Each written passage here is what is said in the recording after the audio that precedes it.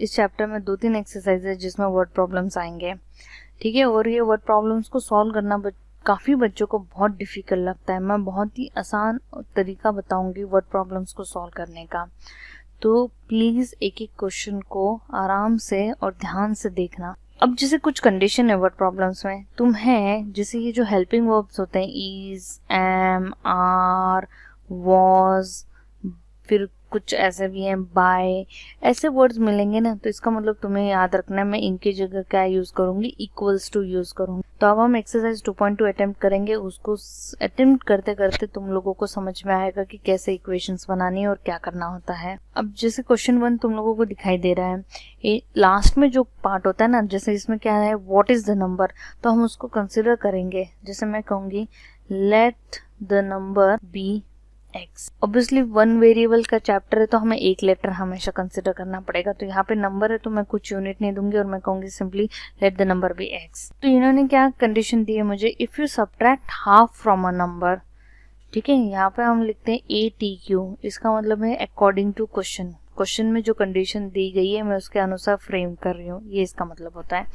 तो इन्होंने कहा है half from a number. From a number का मतलब होता है अ नंबर पहले आएगा, जो फ्रॉम के पहले वो पीछे जाएगा। तो सिंपली ये हो जाएगा x माइनस हाफ। सब्ट्रैक्शन में तुम्हें याद रखना है। And multiply the result by half, मतलब जो भी तुम्हारे पास रिजल्ट आया है, ये रिजल्ट आया मेरे पास करने के बाद में, और उसको मुझे हाफ से मल्टीप्लाई करना है। तो मुझे एंड यू गेट का मतलब क्या हो गया 1/8। ये मेरी इक्वेशन है, ठीक है। जब मैं इसको सॉल्व करूंगी तो ये क्या हो जाएगा, हाफ को पहले मैं मल्टीप्लाई कर देती हूँ तो ये x/2 हो जाएगा और ये 1/4 हो जाएगा इक्वल्स टू 1/8। पहले मैं -1/4 को उधर शिफ्ट कर देती हूँ तो वहां जाके क्या हो जाएगा +1/4 हो जाएगा। एलसीएम 8 और 4 का तुम्हें पता है 8 है, तो एलसीएम क्या आएगा इंटू 2 8 करने के लिए। तो एलसीएम लेने के बाद में 8 नीचे आ जाएगा, ऊपर 1 + 2 आ जाएगा जो कि 3/8 हो जाएगा। अब जो ये 2 है डिवाइड फॉर्म में, वहां जाके इंटू हो जाएगा, कैंसिल करो लोएस्ट फॉर्म में लाओ तो 3/4 है। तो नंबर क्या हो सकता है, तो 3/4 होगा। अब लास्ट में तुम टीचर को लिख के दोगे वर्ड प्रॉब्लम्स में कि देयरफॉर द नंबर इज 3/4। अब सेकंड क्वेश्चन इन्होंने कहा है कि पेरीमीटर इज 154। पेरीमीटर में तो लेंथ और ब्रेड्थ आएगा, रेक्टेंगल है तो मैं कुछ नहीं कर सकती। नीचे तुम्हें दिखाई दे रहा है क्वेश्चन में क्या पूछा है, लेंथ और ब्रेड्थ पूछी, तो एक तरीके से दो चीजें पूछी तो 2 वेरिएबल्स हो जाएगा, पर हमारा चैप्टर 1 वेरिएबल का है। फिर सेकंड लाइन पे आओ, इन्होंने कहा its length is 2 metre more than twice its breadth. जब भी मुझे कोई किसी के टर्म्स में बताया गया है तो जो सेकंड पोजीशन पे होता है ना, मैं उसको x कंसिडर करती हूँ। तो मैं कहूंगी let the breadth be x। अब यहाँ पे तुम देख रहे हो कुछ यूनिट यूज करी गई है और जो मीटर यूज करी गई, तो मुझे यहाँ पे लिखना पड़ेगा x मीटर, ठीक है।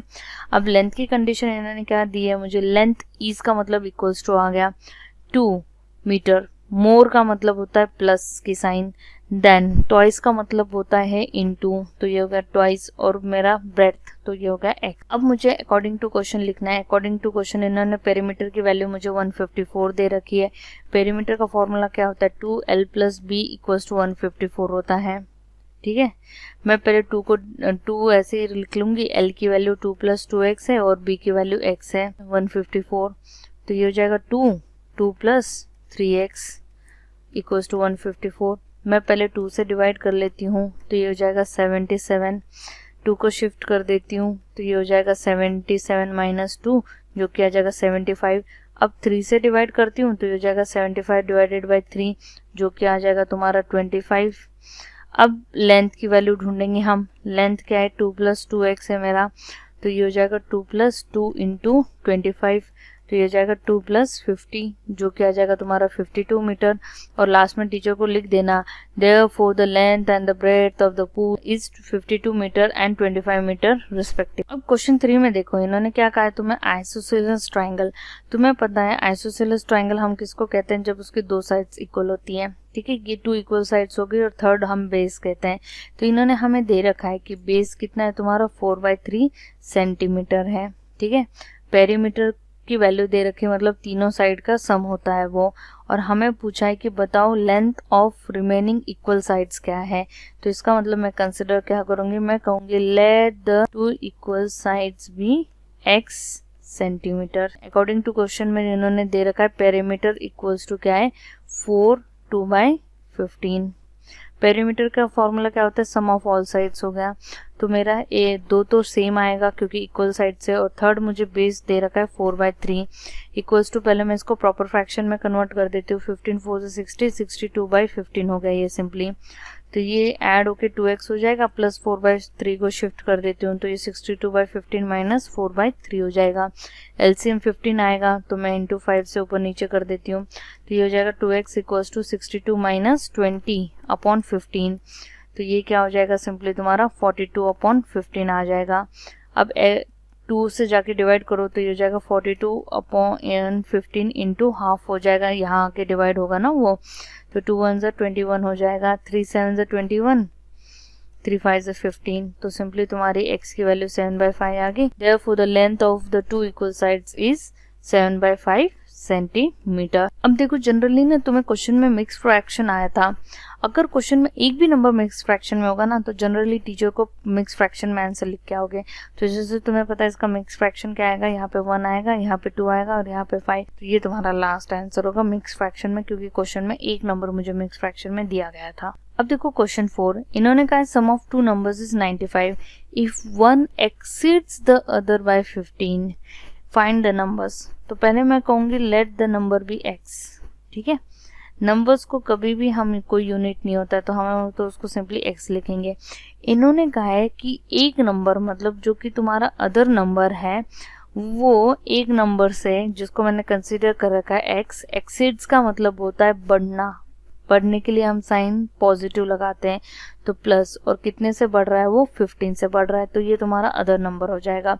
और इन दोनों का सम मतलब मेरे को अकॉर्डिंग टू क्वेश्चन में मैं क्या लिखूंगी, इन दोनों का सम कितना दिया गया है मुझे, तो 95, तो सिंपली मुझे दिया गया है x प्लस 15 इक्वल्स टू 95 है, तो x प्लस x तो 2x हो जाएगा और 15 को मैं उधर शिफ्ट कर दूंगी तो -15 हो जाएगा। तो 95 माइनस 15 कितना हो जाएगा 80, और जब मैं 2 से डिवाइड करूंगी 80 को तो हो जाएगा 40, तो एक नंबर 40 आया। क्वेश्चन पढ़ोगे तो इन्होंने कहा फाइंड द नंबर्स, इसका मतलब मुझे अदर नंबर भी ढूंढना पड़ेगा, that will be x plus 15 जो कि आ जाएगा 40 प्लस 15 और जो कि हो जाएगा 55, और लास्ट में टीचर को लिख के दोगे therefore the numbers are 40 and 55।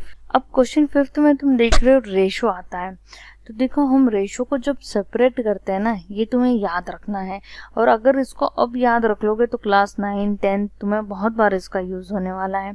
मैं क्या करती हूँ, मैं जब भी रेशोज को सेपरेट करती हूँ इनके पीछे एक वेरिएबल लगा देती हूँ, ठीक है। जैसे इन्होंने कहा है कि 2 numbers are in the ratio 5:3, तो मैं लिखूंगी let the 2 numbers be 5x and 3x, मैंने इनका पीछे वेरिएबल लगाते ही ये सेपरेट हो जाते हैं। अब इन्होंने लिखा है इफ दे डिफर बाय 18, मतलब उन दोनों का डिफरेंस कितना है 18 है अकॉर्डिंग टू क्वेश्चन, तो हो जाएगा सिंपली 5x माइनस 3x, तो मैं पता है 5x बड़ा है, डिफरेंस में बड़ा आ गया आएगा इक्वल्स टू 18, तो ये हो जाएगा सिंपली 2x इक्वल्स टू 18, तो ये हो जाएगा x इक्वल्स टू 18/2 जो कि आएगा सिंपली 9। अब इन्होंने कहा है बताओ what are the numbers, numbers ढूंढने के लिए कहा है, मैं कहूँगी देयरफॉर 5x इक्वल्स टू 5 × 9 जो कि हो जाएगा 45, और 3x इक्वल्स टू 3 × 9 जो कि हो जाएगा 27, और फिर लास्ट में टीचर को लिख देना therefore the 2 numbers are the 45 and 27, b x, x plus 1, x plus 2। इसका बेस्ट है कि तुम्हें पता है 1 2 3 आर कॉन्जिक्यूटिव, मतलब कि लगातार। अब मैं 1 में जब ये अगर मेरा x है तो x में मैं कितना ऐड करूंगी तो 2 आएगा, तो ऑब्वियसली x प्लस 1 ऐड करूंगी। ओरिजिनल में मैं कितना ऐड करूंगी तो 3 आएगा, तो मैं x में 2 ऐड करूंगी तो 3 आएगा मेरा। समझ में आया? तो लगातार हमेशा, यह कॉन्जिक्यूटिव का मतलब होता है लगातार, और लगातार अगर किसी को बनाने नहीं आते तो तुम नंबर से बनाने की कोशिश कर सकते हो। अब जैसे इन्होंने कहा इनका तीनों का एडिशन 51 है, तो simply x plus 1 plus x plus 2 equals to कितना है 51, तो ये हो जाएगा simply 3x plus 3 equals to 51। मैं पहले 3 को शिफ्ट कर देती हूँ, 51 माइनस 3 हो जाएगा जो कि मेरा 48 हो जाएगा। 3 से डिवाइड करूंगी 48 को तो वो हो जाएगा 3 1 3, 3 6 18, तो x की वैल्यू 16 आ गई। और देयरफॉर तुम्हारे 3 कॉन्जिक्यूटिव नंबर्स क्या आएंगे, 16, 17, 18 आएंगे। ठीक है, टीचर को लास्ट में लिख के दोगे। अब इन्होंने कहा है 3 कॉन्जिक्यूटिव मल्टीपल्स ऑफ 8।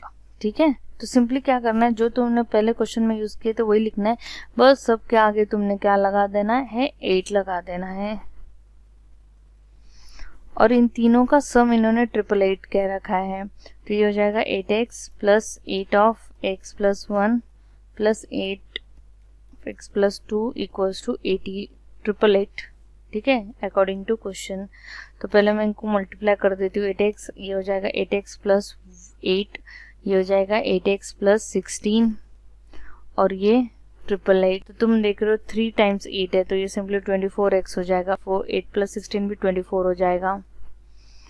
अब मैं प्लस 24 को उधर भेज देती हूँ, तो माइनस 24 हो जाएगा। तो 8 माइनस 4 कितना होगा, 4, 8 माइनस 2 6 होगा 8। और जब तुम 24 से डिवाइड करोगे लॉन्ग डिवीजन से, तो तुम्हारा आंसर कितना आएगा, 36 आएगा। और तुम्हें 3 मल्टीपल्स ऑफ 8 मांगे उन्होंने, तो therefore 8x equals to 8 into 36 equals to 288 आएगा। फिर 8x प्लस 8 है तुम्हारा नेक्स्ट नंबर, तो हो जाएगा सिंपली 288 प्लस 8, जो कि तुम्हारा आ जाएगा 296।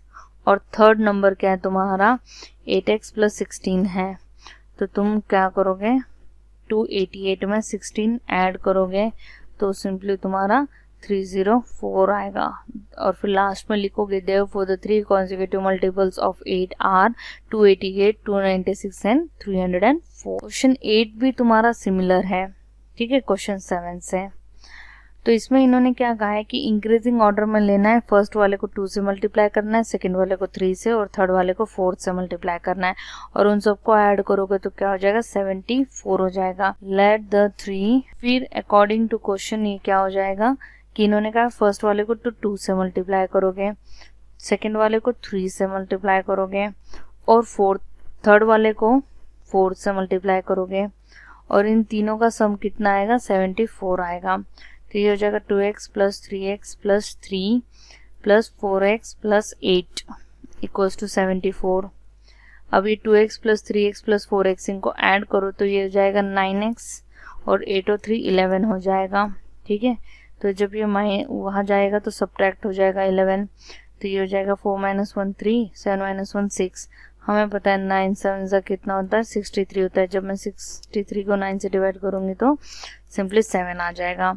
अब इन्होंने पूछा है कि फाइंड दिस नंबर्स। तो फर्स्ट नंबर तो 7 आ गया, सेकेंड कॉन्जिक्यूटिव क्या आएगा तुम्हारा, x प्लस 1 इक्वल्स